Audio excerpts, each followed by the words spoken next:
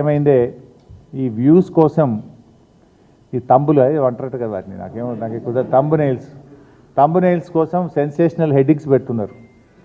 హరీష్ రావు బీజేపీలోకి పోయిండని, హరీష్ రావు కాంగ్రెస్లోకి పోయిండని, ఇంకేందో అయిందని, వర్కింగ్ ప్రెసిడెంట్ అయిందని, ఇవన్నీ అనవసరంగా మీ మీ వ్యూస్ కోసమో బ్రేకింగ్ల కోసమో ఇట్లా ఒక నాయకుడి నిబద్ధత మీద ఒక నాయకుడిని క్రెడిబిలిటీని మీరు వాడుకోవడం అనేటువంటిది మంచిది కాదు. I appeal to all the media houses, particularly social media, ఇలాంటివి మానుకోండి. మీకు అంతా ఏదన్నా అనుమానం ఉంటే డైరెక్ట్గా నాతో మాట్లాడి పెట్టండి. కానీ ఇట్లా పెట్టడం ద్వారా ఏమవుతుందంటే లీడర్ క్రెడిబిలిటీని దెబ్బతీసేది మంచిది కాదు. నేను కూడా ఇంకా తప్పని పరిస్థితి, భవిష్యత్తులో ఇట్లాంటి రిపీట్ అయితే అవసరమైతే లీగల్ నోటీసులు ఇవ్వడానికి, చట్టపరమైన చర్యలకు కూడా వెనుకాడమని నేను వారికి తెలియజేస్తా ఉన్నా.